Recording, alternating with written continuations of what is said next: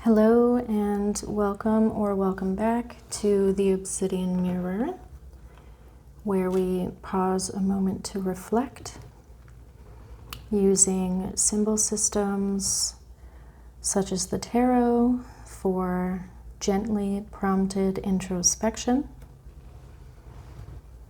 I'm going to do a shadow integration read. And before we do that, I invite you to take a few deep breaths with me.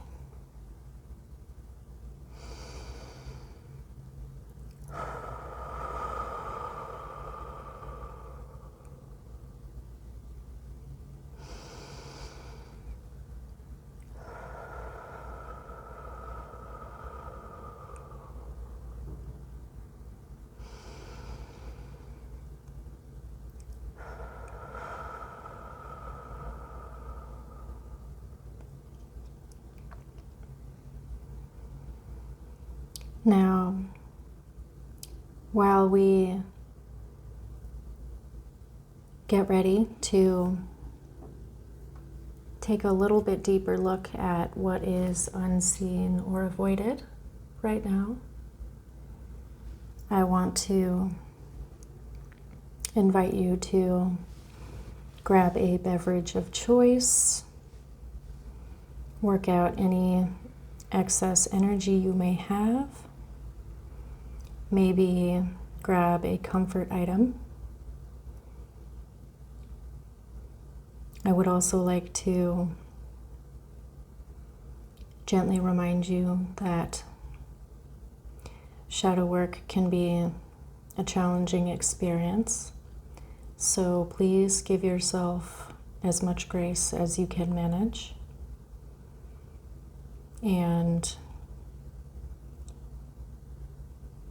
if anything gets activated at this time, feel free to pause or stop this video and take care of yourself. You can come back later or not at all.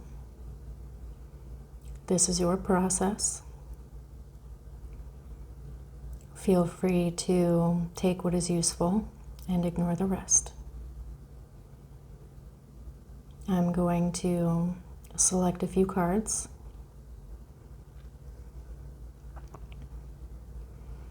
And in that time, I think it would be useful for me to explain a little bit about my presentation.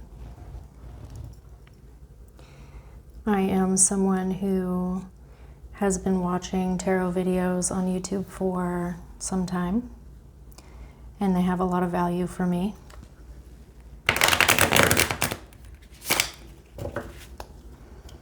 There are more than a handful of readers that I turn to. I'm not sure if frequently is the word. There's a rhythm to it. But in any case,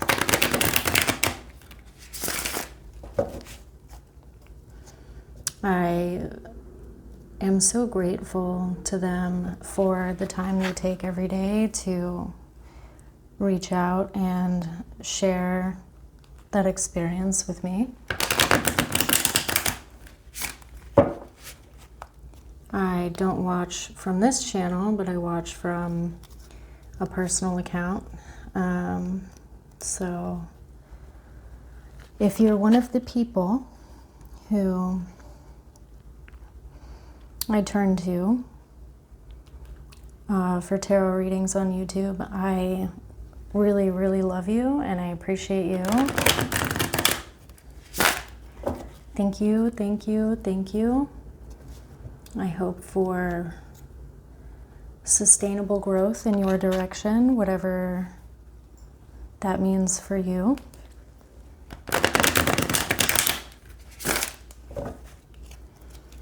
Now, in terms of my presentation style, some of you may have noticed that I do my best to speak slowly and in even tones. although I'm still getting the hang of that rhythm.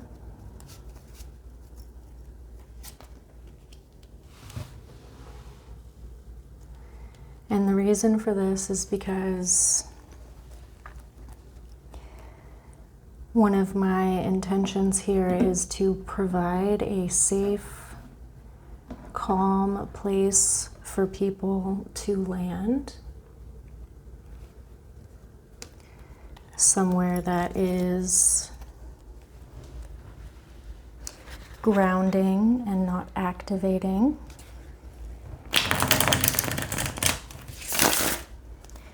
I don't think there's anything wrong with being enthusiastic, or there are so many ways that I could word this, but I think that's essentially it.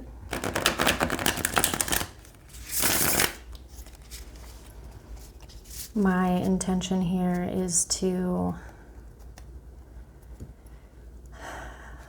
like I said, be calm, because I know that the world can be very hectic at times. It can be very activating, it can be stressful, it can be fast-paced, and there is value to all that for many reasons that I could talk about at length, but that's beside the point. I think the best way that I could say this is I'm boring on purpose. And some people might want more energy, you know, when they come to YouTube. That's perfectly fine. But for those of you who want a soft, safe place to land, somewhere that's soothing,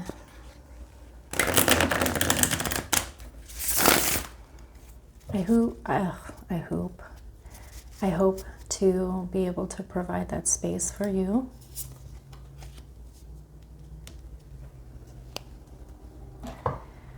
There have been times in my life where a sense of safety and the ability to wind down and to slow down and to decompress were really hard to attain. And I know what that's like. I know what it's like to feel like, you know, I've been moving too much, too fast, all the time, without breaks.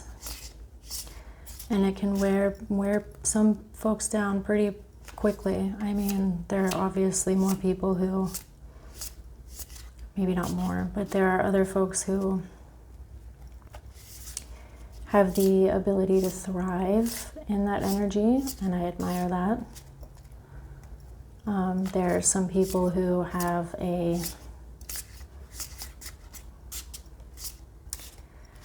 different level of stamina when it comes to that lifestyle or that way of being, and I think that's pretty valuable. So if you feel the need to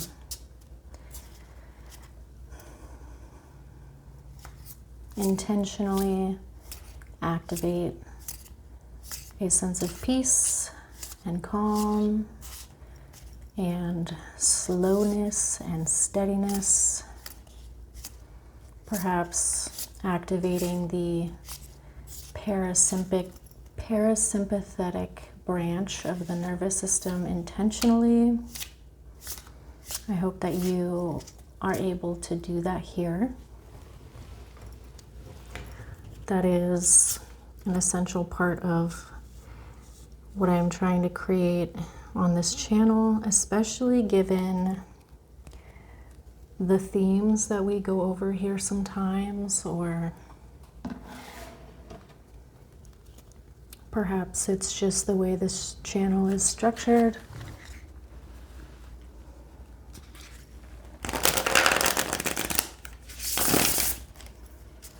And if you're someone who wants a more energetic reading, there are, like I said, wonderful tarot readers out there who can provide that experience for you.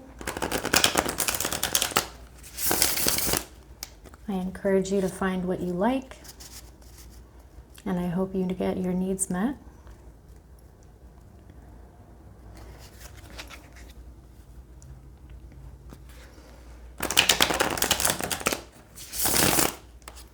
And for those of you who like my slow speech and the way that I do things here, thank you.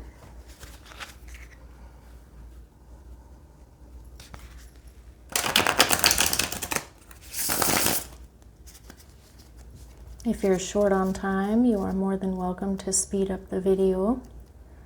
I know that time can be in short supply at various times in our life. I keep saying time. All right, and we have the death card for number 1. Noted.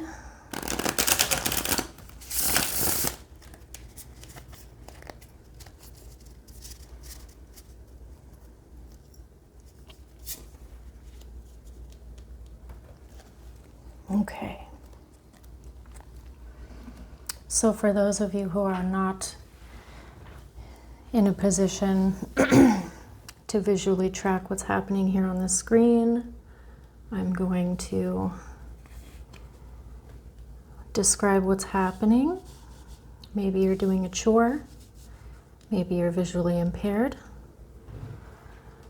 We have death upright in the first position, and this is the shadow theme. Now in the Shadow Seer Tarot, this is also known as the Murderer.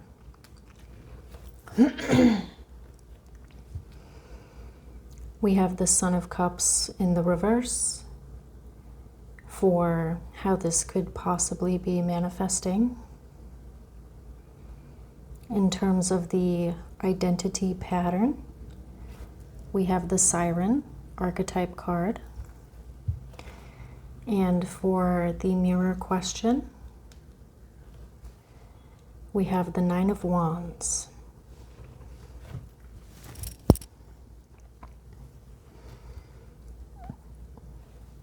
I'm going to take a deep breath and lean into this energy a little bit more.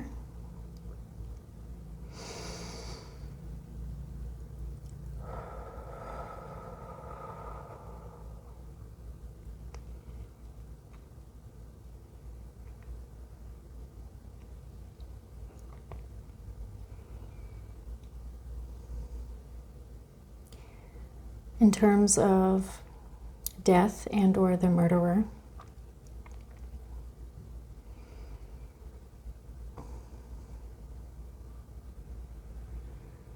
this is making me think of an extreme energy, perhaps one of inevitability, of constraints, of being caged and or trapped, backed into a corner, and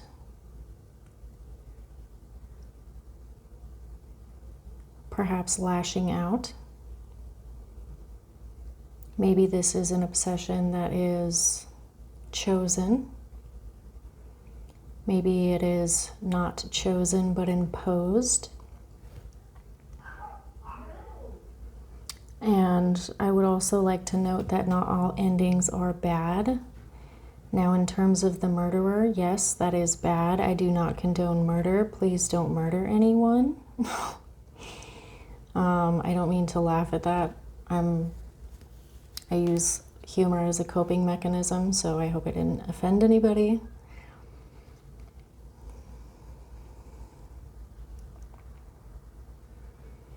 This makes me think of how sometimes murder is portrayed in the media. Sometimes it is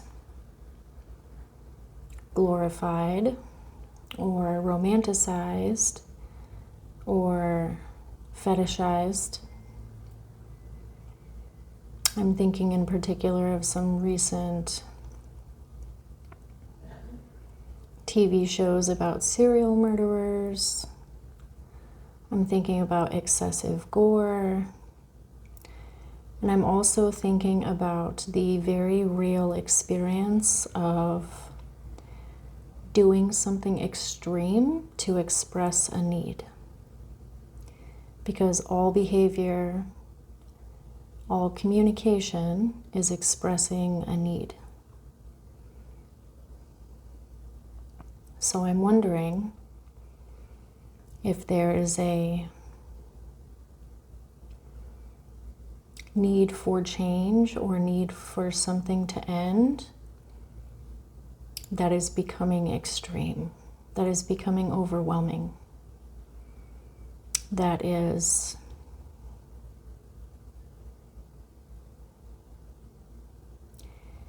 making some unthinkable or previously unthinkable ideas sound a little bit more appetizing now. Now, if you're in a distressful or unsafe situation, firstly, my heart goes out to you. There's really nothing I can say to let you know how I can sympathize and empathize with that, and that I hope you reach safety. I hope you attain safety. I hope that you can find a way out or a way to move on, whatever the case may be, without resorting to extremes, without acting out of character, without doing something that you previously would have considered unthinkable. I hope that there's something that you can do to take care of yourself right now, to regulate, to find solutions where there may feel like there are none at this moment. I love you. No matter what you're going through, you are not alone.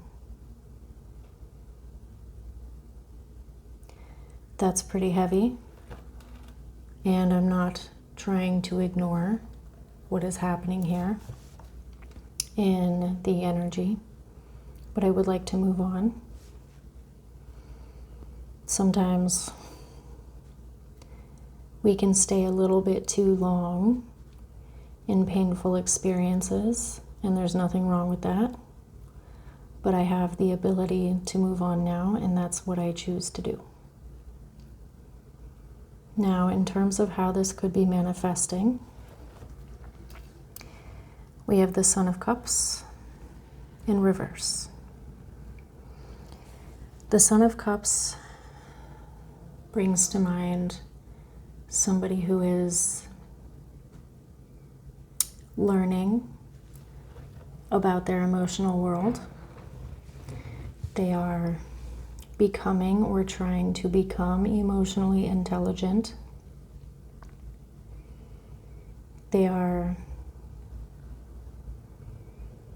at least more aware than the average bear of what it is like to be a human in an emotional sense. Some people have more skill with intellect. Some people have more skill with creative pursuits. This person could have an above average ability to navigate the emotional environment of self and others, of relationship dynamics, of cause and effect when it comes to actions and feelings. In the reverse position,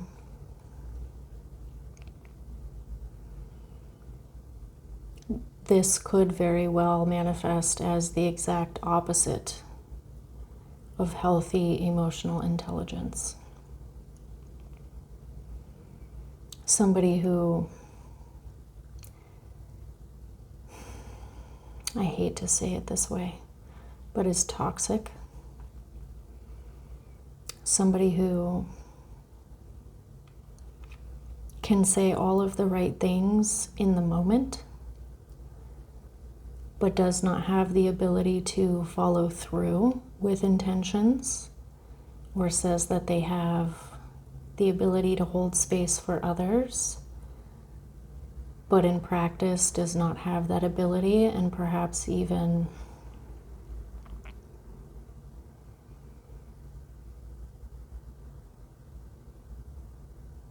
how do I say this?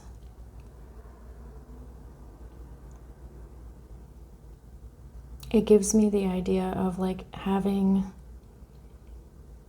vulnerable things turned against another person, trying to share something, trying to, like I said, be vulnerable, trying to connect on a deeper level, only for that to have some pretty disproportionate consequences later, for those things to be used against someone. It really makes me think of emotional manipulation. Now, if this was the Father of Cups, I would think that this was an expert in these ways. But it is the Son of Cups. So I get the idea that either this person does not have the intention to hurt others, or does not have the ability through experience to do it well. And I'm not saying that emotional manipulation is something that somebody can do well. What I'm getting at here is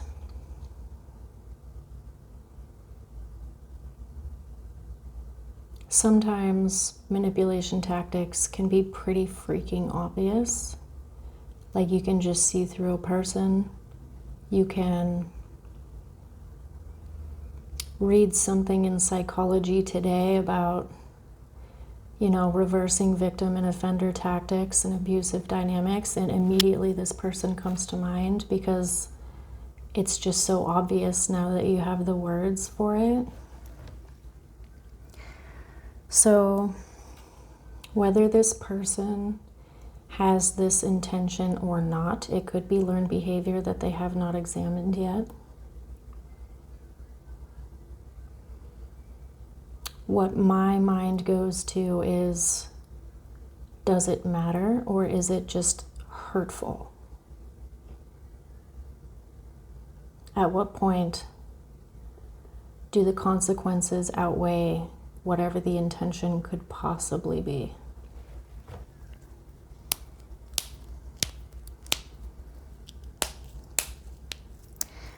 Yeah, this is a rough read.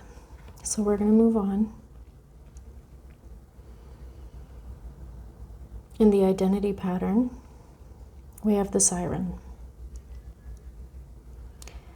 Now, the siren is a powerful creature who naturally resides in the emotional world and occasionally comes to the material, quote-unquote, world if we're looking at the elements through the tarot suits. So, pentacles, earth, material world.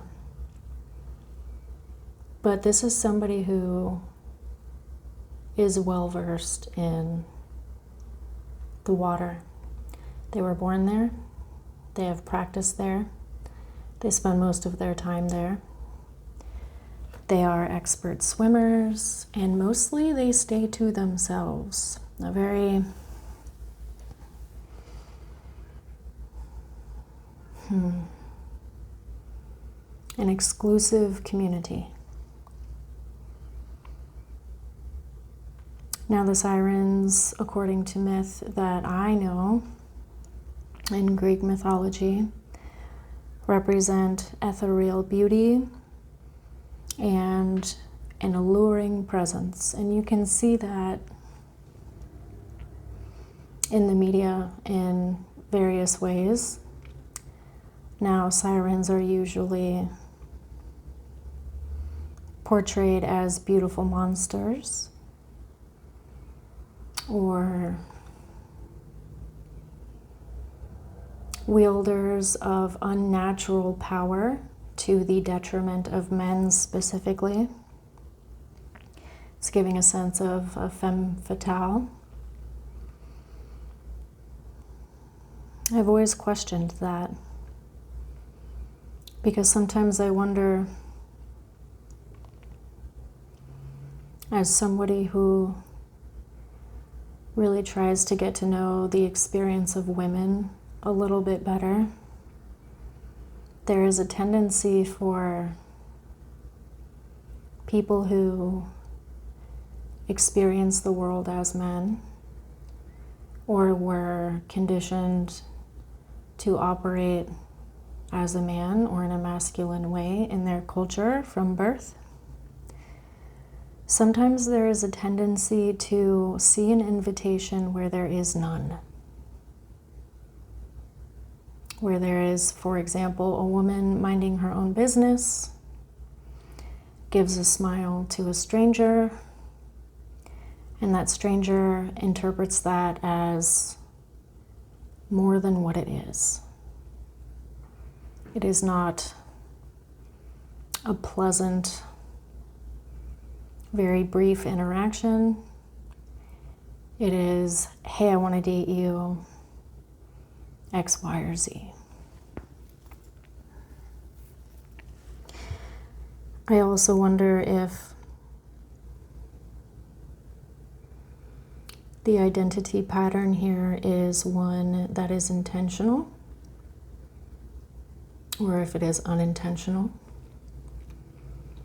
I don't know if anybody here has seen The Secret Scripture as a movie set in Ireland. But there's a theme about women who have power over men when they don't even necessarily want that power or know how to wield it. They just have it. And how that can cause extreme reactions, unwanted reactions, what have you. Now I'm wondering if there's a sense of being intentionally alluring here or unintentionally alluring. And I also want to gently call out the idea of there being a victim dynamic involved here. It is very easy to say, I was singled out, I was abused, and that may very well be the case. I'm not trying to say that things are not happening for you that are awful. There's really no way to put it if you've been through it. There's not enough words. There's no right words. There's no way to impart that experience to another person of how just freaking awful it can be. I mean, I could cuss, I could go on, but what I am getting at here is the idea that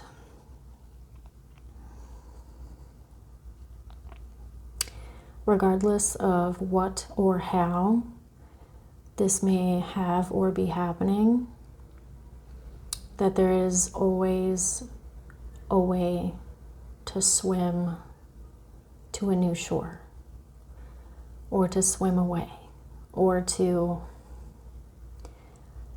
find some sort of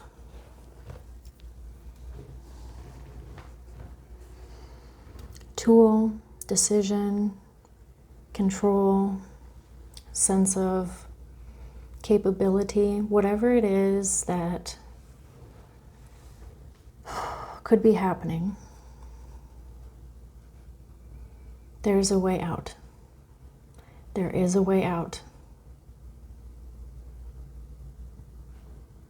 I'm going to say it again, and I want you to really hear me.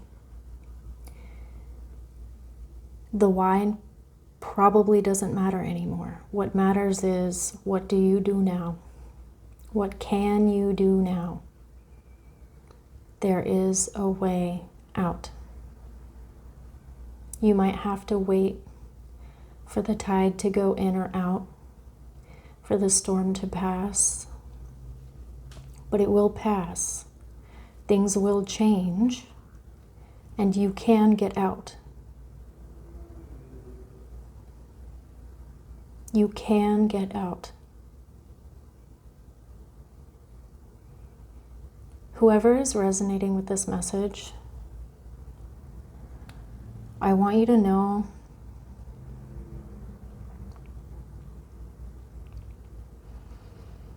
I have full body goosebumps right now. My scalp is crawling. I mean, it just dropped 10 degrees in here. That's what it feels like. You're not alone, okay? There is a way out, and I think I see it in the next card. Look, there's a freaking set of stairs up to a moon that is happening during the daytime. So there is a way out of the dark. It may be incremental, it may be hard, it may be slow, but you will find the bright light of day, and you can come back to yourself in whatever phase you are in, okay? You will come back to wholeness. I just got preachy, and I just got predictive. I want to remind you that this is up to you. You can only control yourself. Me telling you that there are better days ahead does not make good days ahead happen. You make it happen. Okay? You can do it. Nine of Wands speaks to action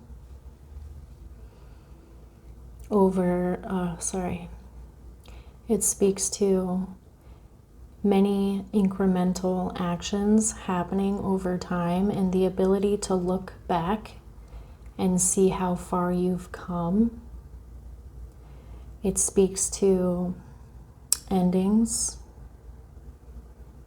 completion, things being over.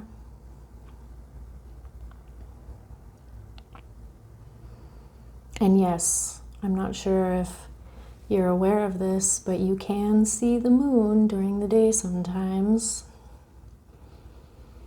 Typically, it's not full during the day just because of how astronomy works and like light angles.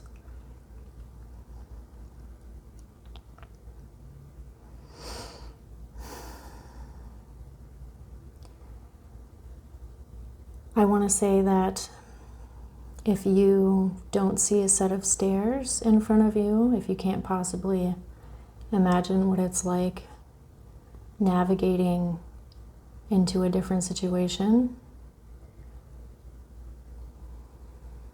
that's okay. You might not have an answer right now. You might not have any answers, all answers, enough answers to give you a sense of confidence and safety moving forward.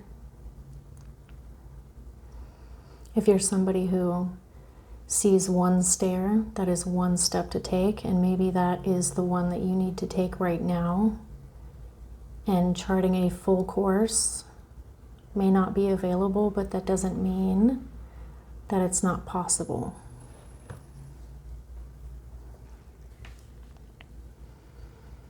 I really understand how it can feel to not see where I'm going and to have that keep me in a harmful situation, because I feel like I don't know where I'm going and I don't know what to do and I don't have any answers and I don't, and that keeps or has kept me stuck.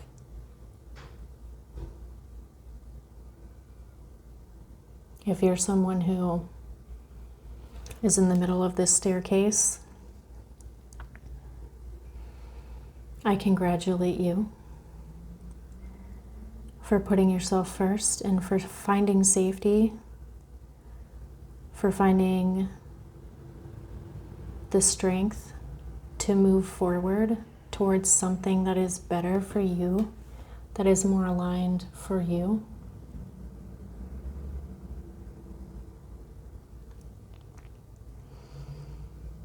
Even now, if you're just on the first step or in the middle or at the end of the staircase, you can look back and say, I did it.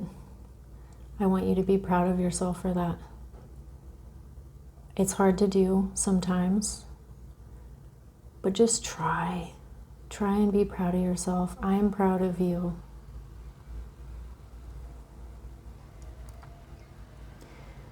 If you have been able to take all of the steps necessary to find a new sense of self and safety and stability after a harmful situation, I'm giving you an energetic hug. I mean, I'm giving everybody who may be in this situation an energetic hug. It's so messed up, okay?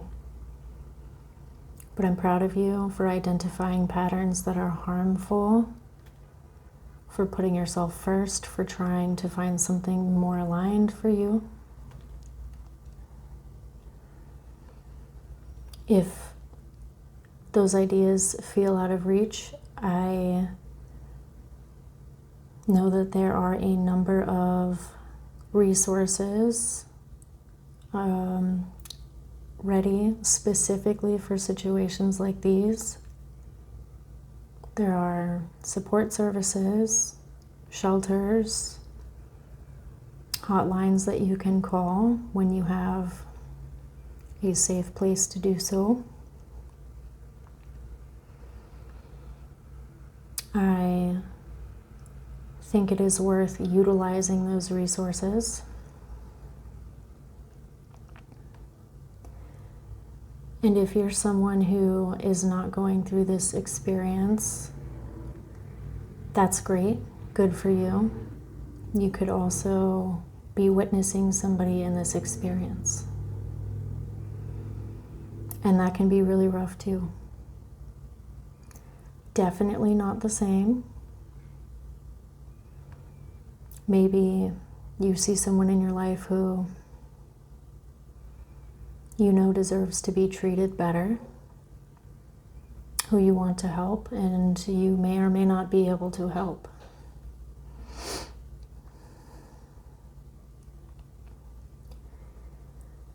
I would like to also put it out there that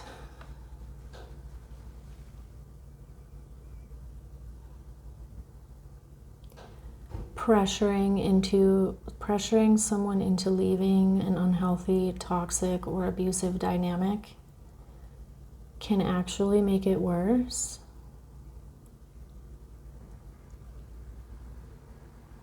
That is an unfortunate possible consequence of dynamics like these. So if you are a person who's watching a friend or a family member or coworker in a situation similar to the things that I have described here, there are many ways to support somebody. Some of them you may offer, but they may not be ready to take yet. And that's okay. I mean, it's not okay, but it's their choice. It's their journey. And we're not going to put any undue pressure on outcomes here, if that makes sense. We can't force somebody to put themselves first.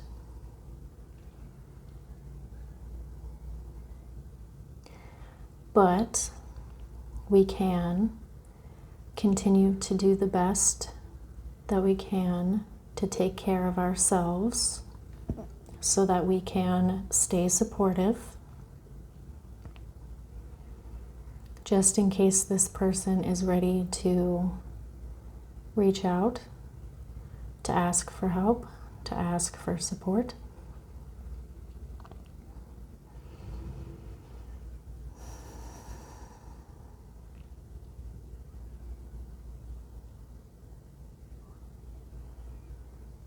When I look at all these cards put together,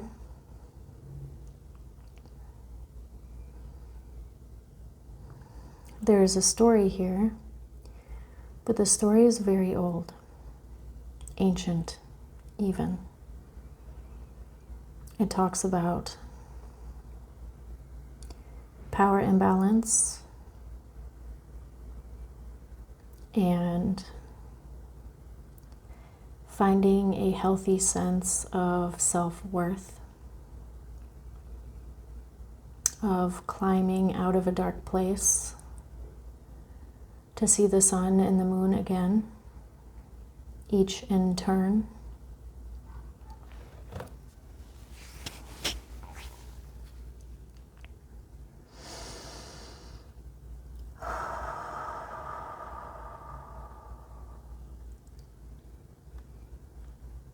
If you are able to and willing, I invite you to check in with your body right now and see if anything has changed.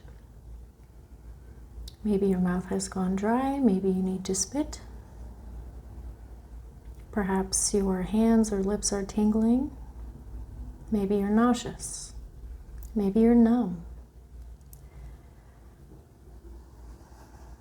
The body is a really good way to, if you're able to tune into the body, I think it can be very useful for understanding our primal instincts and our subconscious mind. It is, in a sense, an early detection system. I think a lot of people can relate to the idea of meeting somebody and having being very sure that they do or don't like them. Your body is trying to tell you something. Now, whether disliking a person on first meeting means that something is wrong with them, I don't agree with that. I think that the body is communicating a need and giving us a signal to take a deeper look. That's my opinion, my experience. Yours may be different. Yours may be inaccessible due to whatever is happening in your life right now.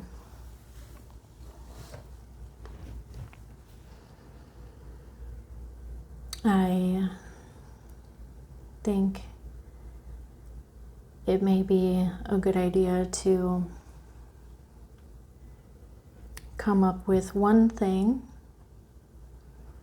that we can do for ourselves sooner than later that will help us activate the parasympathetic nervous system. Parasympathetic branch of the nervous system.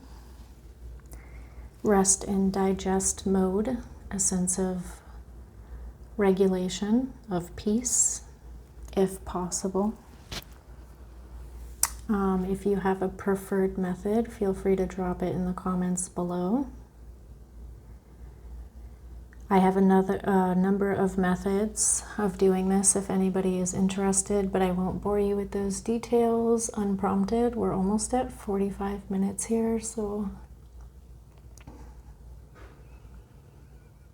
I hope that I have given enough time here and also not too much time. I don't want to reactivate anyone. One of my preferred techniques for finding a sense of calm and safety is very gently tugging on my earlobes while taking deep breaths. Sometimes I close my eyes, sometimes I don't. But this is something that is more effective when the rest of the body is still. So sitting or laying down would be best. Don't pull hard or fast. It's just gentle tugging on the earlobes.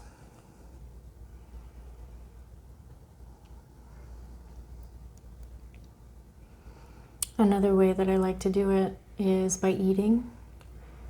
Eating usually calms me down. I hope there's something that you can reach for to help you regulate when you find yourself in need. There are a lot of resources out there to reach for, and I hope that you can if you need to.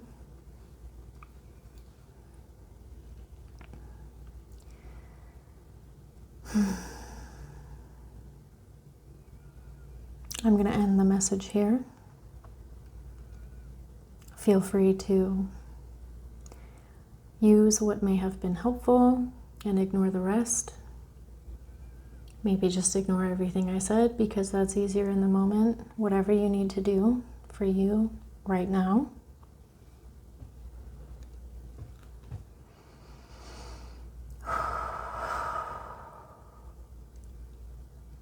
I'm giving you all of my love and all of my support and all of my encouragement.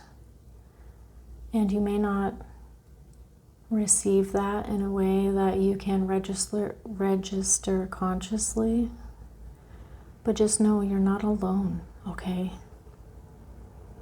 You are loved. You are valued. You are an integral part of this lived experience. We can't do this without you, okay? We can't do this without you. And I know it sounds corny to some people, but you know what? You're not who I'm talking to. Or maybe you are. Maybe seeing this with a tone of derision or a sense of being self-defense or defending the self through putting another person down. Maybe you really, really need to hear it. Anyway, I'm getting into the weeds of it now. So I'm going to end the reading here. Thank you for the time that you've taken with me here today. And maybe I'll see you again on the Obsidian Mirror.